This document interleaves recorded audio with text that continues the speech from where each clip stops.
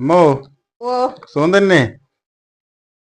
സുഖമുണ്ടെന്നും ഇല്ലെന്നും പറയാം. ആ അവസ്ഥയില് ആന്ന്.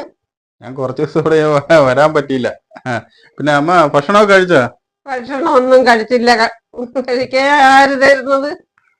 ഒന്നുമില്ലേ? ഞാൻ കൊണ്ടുവന്നൊക്കെ തീർന്നോ? ഓ, അതൊക്കെ തീർന്നു. അമ്മക്ക് പെൻഷനൊന്നും കിട്ടുന്നില്ലേ? പെൻഷനും പോലും ഇപ്പം തീർത്ത് കിട്ടുന്നില്ല. കിട്ടുന്നില്ല. കര- കരഞ്ഞു പോവും. അത് എന്റെ കുറ്റമല്ല. അത് മോൻ അറിഞ്ഞൂടാ ഞാൻ ഏതവസ്ഥയില് ജീവിച്ചെന്നുള്ളത്. അന്ന് എന്നെ എല്ലാവർക്കും കൊള്ളായിരുന്നു. അതൊക്കെ ഓർക്കുമ്പോഴാണ് എനിക്ക് സങ്കടം സഹിക്കാൻ വയ്യാതെ വരുന്നത്. അതുകൂടെ ഉള്ള എല്ലാ ആൾക്കാർക്കും അറിയാം. ഈ വീട് നിറയെ ആളും ഉണ്ടായിരുന്നു. ഇപ്പൊ ആരുമില്ല. കുറെ പേര് ചത്ത്. അങ്ങനെ അവരൊഴിഞ്ഞ് ഉള്ളവർക്ക് വേണ്ട, വേണ്ടെന്നേ ഞാൻ പറയും.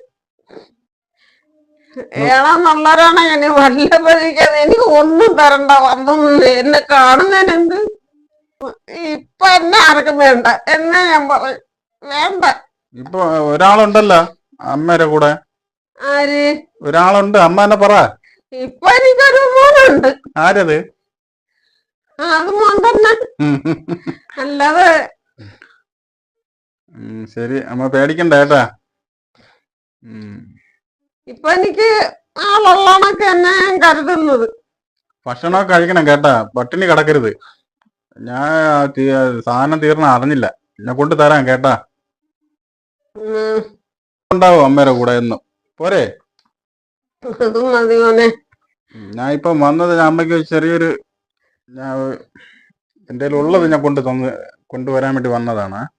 അമ്മ അതില് ആഹാരം മേടിച്ച് കഴിക്കേ കേട്ടാ.